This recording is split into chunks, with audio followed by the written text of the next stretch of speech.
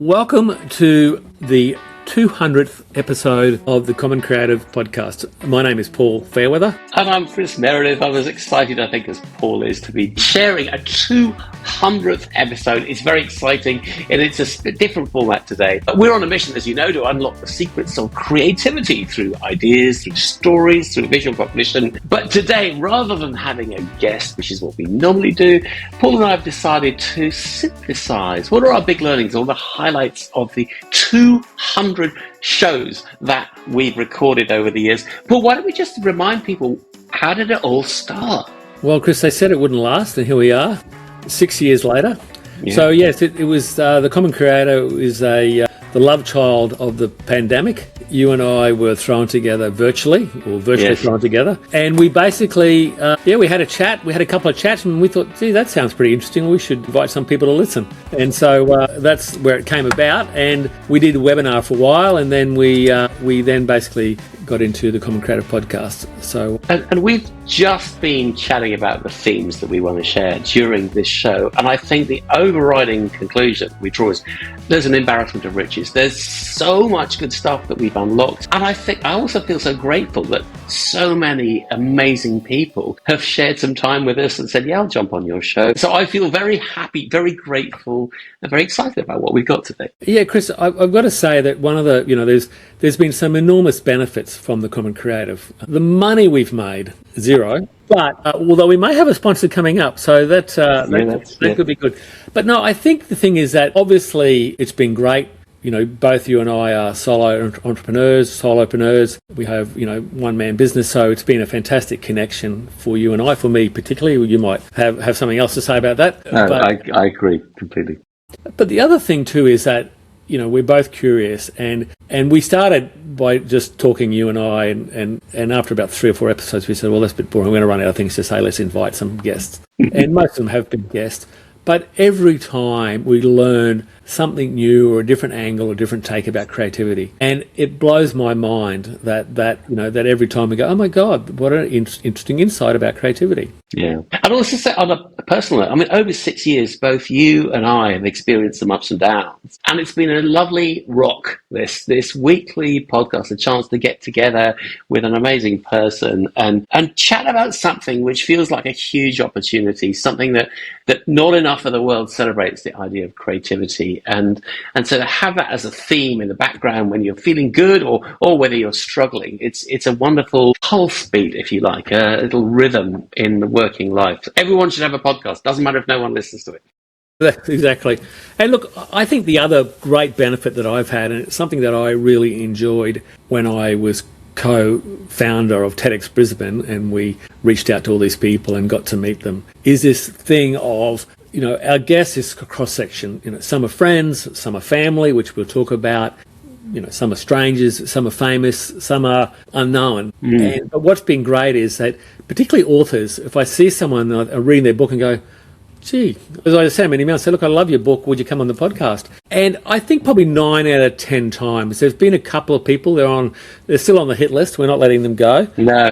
But they've declined at the moment. Maybe they're waiting for 200 episodes to see that we laugh. But it's one of the fabulous things to be able to talk to some heroes, yes, creative heroes or creativity heroes, and go, come and chat with me. And it's very hard otherwise if you don't have a reason. I just want to have a talk with you. Like, I'm a very busy person.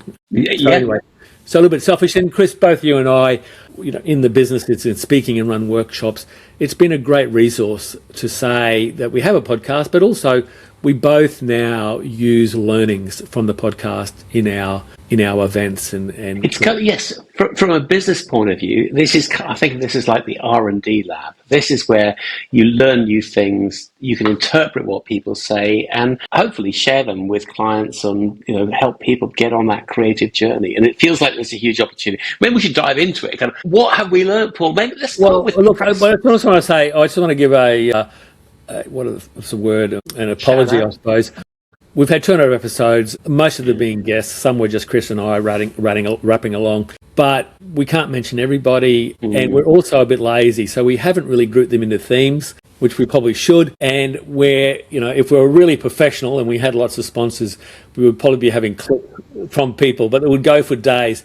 But anyway, we're just gonna do what we do. We're just gonna riff a bit. We might revisit in some future about exploring some themes, because there is some fabulous themes. And I also wanted to add in that. So, you said, Chris, we've had some ups and downs. Chris, you've recently published a small book which unpacks some of the stuff we're talking about today, which has been a good resource in looking at this. Right, yeah. That book called The Spice Project, which is a challenge to everyone to add more spice to the way they think and be more creative. And a lot of that pulls out themes from this very podcast. And you, Paul, you've published a book too, much more personal one though. Thank you, Chris. In that process, I've also published a book called Bold, Brave and a Bit Quirky, available on my website and maybe soon on Amazon if I can work out how to do that. But anyway, I prefer and an audio book as well. So look, Chris, let's jump in no particular order, but I do want to start with Jake Kahuna. We had Jake a couple of months ago, referred to us by Lisa, someone I met at the Do Lectures, which is also something to do with this podcast. Yeah. But Jake had a definition of creativity, a young man from New Jersey, and he basically said that he defined creativity as identifying an opportunity and then fostering its development.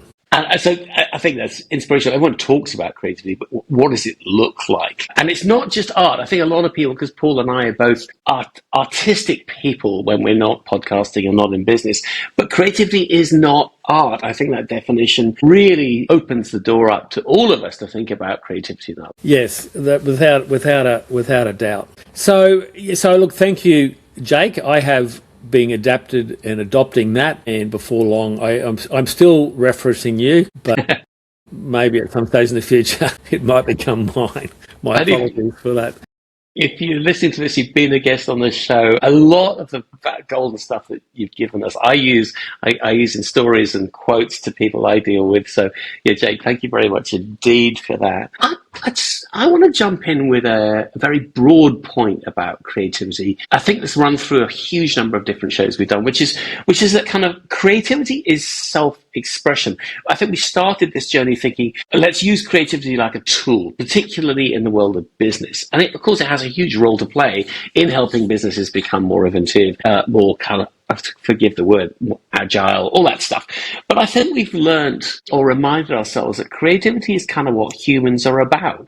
We're about expressing ourselves. We're about being individual, and understanding creativity is to help people be more expressive and open. And I think we need that more than ever, because we're kind of being either bullied or conditioned into being kind of something that others expect us to be. And creativity is the antidote. Creativity is to kind of put it out there, say who you are. Lots of our guests talked about being vulnerable, being open to who you are. Lots of our guests talked about self-expression, that you need to be playful, you need to be happy, not knowing where you're going to. Kids get this, of course, and we forget, or we're told that it's not relevant as we grow up. So I think that's one of the big lessons is we're onto something huge with this topic of creativity, not just a business tool. Chris, just to follow on that theme about not where you're going, one of my all-time favourites, and they're all my favourites. We're not supposed to have favourites, but an old friend of mine, but a younger person, a long-time friend, Rachel Barnard, who was an architect from Brisbane and moved to New York to pursue architecture on some sort of scholarship. But she ended up in episode 127 explaining to us her pathway, which after winning a prize at Columbia Design School, to do a project which ended up being Young New Yorkers, which is a program for young African-American New Yorkers, 16 and 17 years old, who were being jailed for misdemeanors. And she developed a program about art practice over 3 months, which gave them a clean record and no jail time. And look, it is absolutely fabulous. And it did lead for Rachel to speak at the Do Lectures, which we'll come back to when we speak a little bit further about the Do. David. Hi. But the thing was that she wanted to, the thing is about the misdirection. Her idea after Columbia was she wanted to find a platform where she could become a famous public artist. That was her ambition, and that she wanted to go. And what she ended up doing was the total opposite. So I just think that is a fantastic story. 127, we will put these notes, I think, the links in the notes, but that's Rachel. And I think this idea of kind of playfulness, curiosity, I mentioned it's something we lose. Weirdly, I think one of the highlights of all our shows was our 6-year-old guest, Charlie Marker. He's now probably about 8 or 9, and he is a passionate doodler. And working with his dad, he puts a lot of stuff on social media. And we thought it'd be fascinating to hear from a 6-year-old about what drives him and so on, because his answers would be unfiltered. And it was no surprise how much we learned from him about, for example, if you make a mistake, you just incorporate it into what you're doing. If you're not sure what to do, how do you solve that? You just start. I mean, I think these are lessons that we can all learn from as adults. And he was a 6-year-old, our youngest ever guest. Yeah, he was actually 8 at the time. He's now 11. Okay. And I've been talking to his dad about having a joint show with him because he's also an amazing soccer player at 11. He can bounce that ball, that thing they do, over 1,000 times without the ball hitting the ground.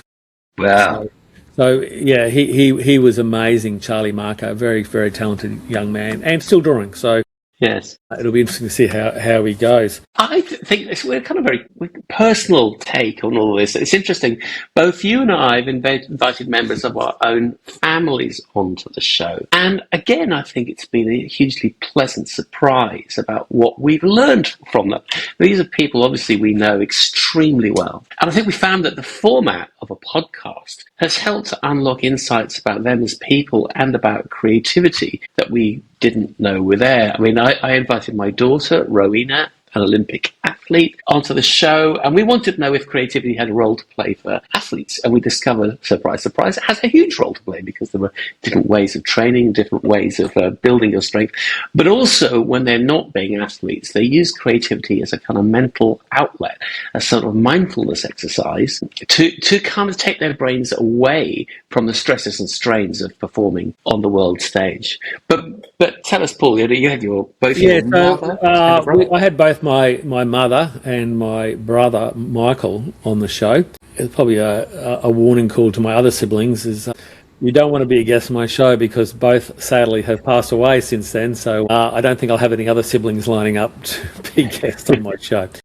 But look, I think that, what is a podcast for? And for me, it was an unintended benefit. But I have this memento of my brother, who was a brigadier general in the part-time army, and he was talking about creativity, which is very interesting in itself. And my mother, who was very creative and called herself a craftsperson, never an artist. And I think that, that is something that, is very special to me to be able to have those things. And there are no rules in this. So that's something that has been very good. Chris, I wanted to take a leap from the family sort of aspect and something very close to a sort of stroke of luck that we had, where we had a string of neuroscientists talking about stuff. And it came about originally because I was listening to Moshe Bar interview on an ABC show, and we reached out and he agreed. And he's pretty famous, and he'd written a book called Mind Wandering. And from there, it opened the floodgates. Yes, it did. To people. And so we had this thing about mind wandering, which led to Roger Beatty, who is episode 61. Moshe Bar was episode 55. But Roger Beatty did the very early work on the 3 networks, which is something that I had already read about and was using in my workshops about the default mode, the executive control, and the silent network. Yes. But it's a theme that has come up repeatedly in the show. A lot of people talk about the executive control, the default mode network. So it's really interesting that we, early on in the first quarter, or just after the first quarter of episodes, we had, someone who was an expert neuroscientist on the subject. I think what that taught us is 2 things. Firstly, there is science to the way the brain creates things. It's not just something you're born with. The brain has a particular network. It's called the default mode network, which kicks in when you're not concentrating, when you're relaxed, when you're mind wandering, in fact. And that's when the brain solves problems and comes up with things. It's why, for example, when I'm making a cup of tea, not drinking a cup of tea, I often kind of oh, I know what I'm going to do. So the neuroscientists have demonstrated that creativity is something that can be trained. And there are rules and techniques you can use to bring out the creativity in your own brain. And in some respects, they're mind-blowingly simple and obvious. In other respects, these rules are, I think, are very, very challenging. I'll give you some of them. One, for example, is about importance of rest, taking a break, going away from the problem you're trying to solve. One might be to kind of connect with nature, go on a walk, make sure you're surrounded by trees or perhaps water, for example. Another is to be comfortable with this idea of not knowing exactly where you're going. You don't have a predetermined solution in mind. If you think about this from the business perspective, this is very challenging stuff because we're paid to rock up at work, sit in front of a computer, compete with other people and demonstrate what we're doing and how we're adding value. The rules of creativity say you need to step back from all of that. You need to chill out. You need to allow yourself to be wrong. You need to encourage playfulness and curiosity. So I agree with you. This section on neuroscience unlocked the fact that we're not just a bunch of kind of weirdos talking about how to be creative. There's real power and structure behind all this stuff. Well, we are a pair of weirdos talking about that. Yes. Not just. Yeah, look, just on that, you mentioned rest there, and yes. One of the guests that we got on recently, Alex Pang, who wrote one of my favourite books called Rest, which is $1.99, so the one before this one. So that was the one. Yeah. Just to quickly run through the group that we had: Linda Ray, who's from Brisbane, it was number 52. Selena Bartlett, who was from Brisbane, spent most of time overseas and now back in Brisbane, number 39. Yuri Hasson, another one of my favourites, was around the storytelling that basically, we won't unpack it, but really listen to it if you don't understand the neuroscience of storytelling. Joel Pearson, 57, who is from Sydney. Moshe Bar was 55, I mentioned. Jonathan Schooler, who was 60. He had mind wandering rather than mind wandering, and he did speak a lot about that, going for a walk. And Roger Beatty, that I mentioned, number 61. But in terms of practical application, or not maybe a practical example of how this default network and executive control network work, was a very early episode, one of your friends, Rory Jeffs, yes, who's a musician. And in episode number 27, he spoke about this thing because he was a pilot. He was a trained musician, but it ended up being in musical management, and he was head of Australia Australia Opera, yeah. So senior leader, running a creative organisation. That's why we originally... Yeah, that's what he got into. But he told us this story of flying a helicopter, and when you fly a helicopter, apparently you're not allowed to play music. You've got to have the channel open to other people in the aircraft and back to home base. But he was flying over Helga's residence, playing Helga's Dream of Geometry. Helga, and he said that it's against the rules, and hopefully I don't know what country it was, he doesn't get prosecuted. UK, yeah. But he was basically doing this thing of the executive control network and the default mode network. He was in this space where he was daydreaming but was also concentrating, which is a very simplified thing because it comes to the salient network, which was the gateway about what's important. So certainly listen to number 61, and for a cracking story and other insights as well. Yeah, he was flying over Elgar's house in the UK, the composer Elgar, and Elgar composed this particular work, The Dream of Gerontius, and that's the music he was listening to as he flew over in a helicopter, piloted by him, over Elgar's house. So I think, it's a great example of the exec control network, the rational, logical part of our brain, keeping that helicopter in the air, and then that default mode network, playing around with that music, wandering, thinking where it could lead, and so on. Another quick thing I'd like to add about the rules of creativity is that something you can switch on and switch off. You can take your brain into a creative mode when you need to, and if you need to be logical, rational, and so on, you can switch to that mode. So it's not a kind of one-way ticket. You can train your brain to do that. I think we learned from, was it Ken Hudson, who actually called it switch thinking, and he has techniques for helping people switch into a playful, creative mode with a few prompts, and suddenly you open up new ideas. And when you need people to come back and say, okay, how do we apply that? How do we prove it? This is how to switch it back. So it's not an untamed beast. You can choose how to use creativity and when to use creativity. I thought that was really cool. That opens up a a can of worms about where to go on that. I was thinking, Chris, that I think one of the things is that I mentioned before that it's been a great vehicle to invite people that are heroes or people that I really like. But there's one guest, but I think the other thing which we probably haven't ticked on is I've learnt so many lessons about whether they're quotes that I use or lessons in life, because really in a lot of cases it really was not therapy, but certainly training. You and I are being trained for the benefit of ourselves with other people listening in.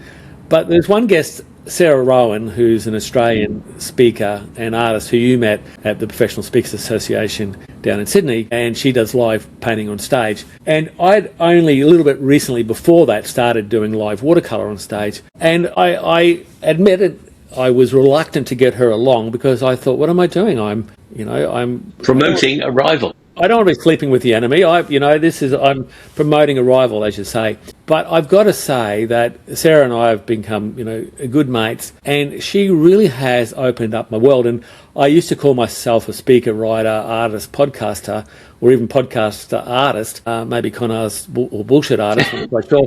But I now, and it was partly to do with the lessons that I've learned from Sarah. I call myself an artist, an author, and a talker. And that's another whole thing. But that was a lesson. So a hat tip to Sarah Rowan, who is a brilliant artist. Her episode was 170, and she does amazing stuff, brings an enormous amount of energy about creativity and art and unpacking creativity to the stages of Australia. And there was a similar story, if I remember right, from David Hinchcliffe, who is, if I remember right, an architect, and only recently, when he was filling in an application for a passport, wrote the word artist as his occupation. David Hinchcliffe. He was Deputy Lord Mayor of Brisbane, quite a serious job. But he did lots of things, but he actually went to art college. So he's been an artist for over 50 years, yet it was only recently that he decided to call himself an artist after he felt he was an artist when his name was on his. And I suppose that's part of the journey we've been on. That kind of art is like a sideshow. Art is just a kind of it's kind of frivolous. And I think anybody that can write the word artist on their job description is taking it very seriously and understands and appreciates the benefit it brings to them and to others. So it's great. It's great that story of yours, particularly, Paul. That, I'm an artist and a speaker and an author and so on. So. I think will bring me, and I've got a few others, but it brings me, I think, as a good segue to Lewis Rosengal, who another person that I came across on Instagram, loved his work, but what I really loved is his story. So he has an Instagram page where he narrates him doing these childlike drawings, and he actually publishes the comments, the live comments of people going, "You're no artist, you're crap, you can't draw this," and whatever. But he takes it in his stride. But what I really loved that I didn't understand was his story. And his story was he got married at 17 or 18, school sweetheart, did menial work, worked in hospitality or labouring, had drawn and painted at school, didn't do all that, basically got a bit lost, ended up with a drug habit of some sort, got clean in his 30s, decided that he wanted to go and become a drug counsellor. So he was in drug counselling college, went to college, never been to college, but he spent his whole time doodling in the margins and drawing in his notebooks. And he went, I should be at art college. So he switched to art college and he became quite a good portrait artist, sort of cartoon, a little bit stylised, but very good. Certainly you could recognise the people, excellent. But he didn't abandon, but he's focused more on this childlike drawing. And it is absolutely fascinating to what he's done. And to explain, how brave he is, he did an episode on his Instagram where it was how to draw a person with Down syndrome. Now, in this PC world, it is absolutely a stroke of genius what he's done. It is so, heartfelt. This raw. It is so fantastic. So Lewis was 123, I think, although it might be 133. I can't read my own writing. Underline that point. This is a person who knows how to draw what might conventionally be called beautiful illustrations and portraits of people, powerful portraits. And yet he's found his mission, if you like, his thing, as drawing like a 5-year-old. He's unlearned what he had learned at art school. And he as Paul says, the stories behind each work are as interesting as the stories themselves. It's worth touching perhaps a bit more on storytelling. We've had some extraordinary storytellers on this show. I'm thinking for Neil Ford, for example. His stories are packed with humour, but gratefulness and a sense of wanting to share things with the listener rather than just entertain them and so on. Yes, we've had Neil on twice, episode 83 and episode 138. Basically, he's a legend. Certainly listen to those episodes, but check him out on Instagram, TikTok, Facebook. He's everywhere. He is fantastic on video. He is enthralling. And I hope, Paul, you can remind me who was our obituary writer, whose kind of thing was, what's the point of dying if you can't have a laugh about it? Yeah, James R. Hegarty, who was the obituary writer for the New York Times, I think it was. And yes, he basically said you should write your own because people make stuff it up. And look, I loved his book was really fabulous. I loved his book. But what I really also loved is the story that he told about his parents, particularly his mother. So his mother lived at Grand Rapids or some little town in the middle of nowhere, and they were both worked for the local newspaper. They're both journalists, and she did the restaurant reviews. And basically she did this restaurant review about some restaurant which was Italian, as if it was a boutique Italian restaurant, but it was apparently a chain. And she wrote this restaurant as if, and sometimes she only talked about the decor because she didn't know anything about the food. So anyway, she was hounded, she was bullied on social media for this. But she ended up becoming famous, and there was a story about her in the New York Times about her, not written by her son. And Matthew Bourdain, the cook, he got on. I think they did a cookbook together, and so she became quite famous out of this sort of naivety, but really fabulous. Yeah. So if Lewis Rosenthal, a kind of naive illustrator, her naivety was her source of fame in the restaurant trade. And if we could talk storytelling, we have to mention Michael Dix, of course, author of Storyworthy, and actually a person whose business, The Everyday Creative, was what we originally wanted to call this podcast. He nabbed it first, so we... No, that was Michael Dixon. Oh, Michael Dixon, excuse me. Yeah, sorry. No, but Matthew Dix, similar name, both MD, CM. Yeah. Matthew Dix wrote that book. It was fabulous, and there's some great things in there. Really worth a read and a listen of his book. He's a school teacher, but he also runs the sort of storytelling workshops and things with his wife. And an award. When I say award-winning, he has won the Moth storytelling competition many times. Many times. So if ever you want guidance on storytelling, that's the show to go to. Yeah, really, really good. But look, go to Michael Dixon now. Michael is an Australian musician and speaker, high energy, and we had him on fairly recently, 176. I did finally meet him at the Do Lectures, so I think we'll get on to Do Lectures after this. But yes, the first name we came up with Everyday Creative, and then when we Googled it, we'd seen that Michael actually trademarked it, because he was bringing a book out called The Everyday Creative. So we're not everyday, we're just common. We're just common creative. We're just common creative. We should talk about the Do Lectures, founded by David Hyatt, and he was the guest, I think. It was show number 106. David Hyatt, who calls himself a copywriter. It's all about where he uses words, but in fact, his big message is do one thing, and yet he does two things brilliantly. Paul, do you want to talk about the Do Lectures, and I'll talk about Hyatt Denim? How about that? Okay, well, in fact, he's got down to he's sold Hyatt Denim, so he has finally listened to his own advice. Look, the Do Lectures are an incredible thing. Google them. They come out of a little farm outside of Cardigan in West Wales, and there's 100 people. Yeah, and anyway, basically, we had David on, and from that, we basically we introduced Rachel Barnard, who then got a slot on Do Lectures, and then through that, I got invited to do a workshop at Do Lectures. So I went to the Do Lectures to do a workshop. We then also recommended Neil Ford. Yes, he got a slot, and then I've gone for 3 out of 3, and in fact I've tried to go on for 4 out of 4. I've recommended Remo, who's had 2 episodes with us, and I think he's still waiting to hear. but I've also in the end said, what about me? Because I've done a workshop, but I want to speak. But anyway, Yes. but yeah, so the Do Lectures is fabulous. It was a great episode. He's another hero of mine, and it was fantastic to get him on the show. But just to give you some context about, I suppose bravery would be the message behind what he's achieved. He lives, I think, somewhere near Cardiff in South Wales, a little bit out of the way. Cardigan. And the local denim factory was about to close. And he just thought what a waste it would be. All those talented tailors and machine operators would be made redundant, and Cardigan would take a step backwards in terms of its kind of community. So he bought the factory and launched his own brand. It's called Hyatt Denim. They make exquisite jeans, all tailor-made to individual requirements. As Paul mentioned, he's now sold that business. But there's a guy I think can't not be creative, launching these extraordinary lectures from a farm in Cardigan and founding a business designed to help keep talented workers doing what they're best at. So I think a real story for all of us there. Yeah, no, absolutely fantastic. So and he founded both the Do Lectures and Hyatt Denim with his wife Claire.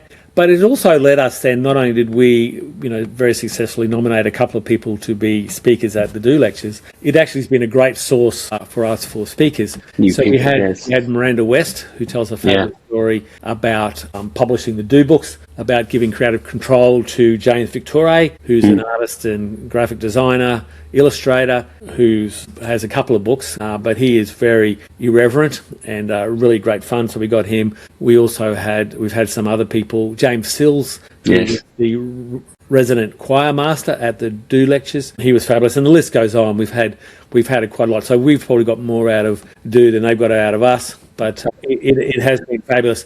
And so David Hyde is one of those very charismatic, inspirational people. And if you ever do get a chance to go to the Do Lectures, I can highly recommend it.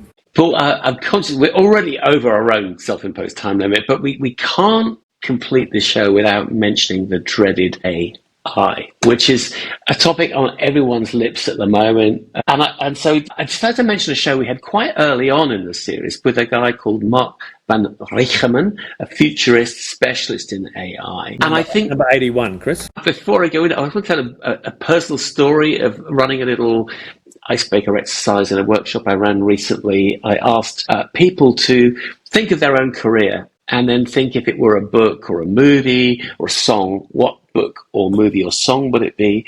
And one particular individual picked a kind of charming answer. They said, my movie would be The Devil Wears Prada, and she explained why that movie applied to her career. And I paused her as she was telling me about this because I suddenly realized she was reading the answer out to me. And I said, how come you're reading it? Why aren't you just talking? And her answer was, I put it into ChatGPT, and that's what ChatGPT told me. And I asked my group, how many people use ChatGPT for that? And the answer was most of the people had answered that question by throwing it into AI. And I was shocked that a simple creative question was being solved with a machine rather than with their own ingenuity. So I'm clear that AI is a big risk to us as human beings. What Mark told us was a story about the genie and the bottle. And he said that when we asked him, what's the future of AI? What does it mean to us? And he said that across cultures and across time, every culture tells the same story about a genie in a bottle,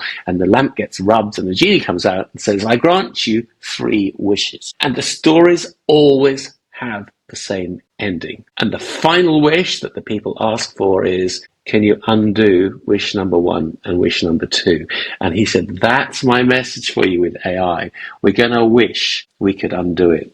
So I think it's just, maybe we think it's something more upbeat to finish the show on, but AI is a risk to us as humans and as creatives because we're allowing it to do for us what our brains should be doing. And I think a lot of what we're learning about creativity is the antidote to this. How to unlock your brain, how to release that default network, how to mind wander, how to be playful, how to be curious. These things aren't just kind of nice to haves. The more AI grows, the more we owe it to ourselves to embrace what our brains can do for us. And creativity is a huge part of what it can do. And Chris, I just, as a slight segue before we close, the thing we haven't spoken about, but is always present, is that you talk about what you're saying there is that fear comes with creativity, because creativity is constantly about stepping into the unknown, and we're genetically programmed to be fearful of that. Yes. Which can lead to, anxiety. Now, we had fairly recently, 148, Robert Fritz, who wrote a book called The Path of Least Resistance, another hero of mine. I loved his book that I read about 15 years ago. And he talks about that in his book about the path to least resistance and about fear. But in terms of an antidote to that, one of the guests that we had around the same time, Julia Grace, who's 57. Julia is a Kiwi. We won't hold that against her. We've had some good Kiwis on the show. Julia Grace is a Kiwi musician, songwriter, guitar player, singer, incredibly talented. And she's a speaker, and she speaks about mental health. And she had the most amazing analogy that I think we've ever had on the show, which is that you need a wobble buddy. And I think every creative needs a wobble buddy, because when you're in the creative space, it can come with anxiety, and you've got to understand that. And the analogy is jelly. So when you have jelly on a tray, it wobbles, which is fine. Jelly is meant to wobble. But if it wobbles too much, it escapes the tray, and once it gets on the floor, it's a bit like Humpty Dumpty. You cannot put the jelly back together again. So you need a jelly buddy that when you start to wobble, to help steady that wobble so you don't end up, all on the floor. So she's a very powerful presenter. It was a great talk. But I think that wobble buddy and that analogy of creativity or fear or anxiety and wobbling is really yes. And actually, we've had a lot of musicians, got more coming up actually on the show. And I think they talk about, they recognize the fact that when you're singing, it comes from inside you.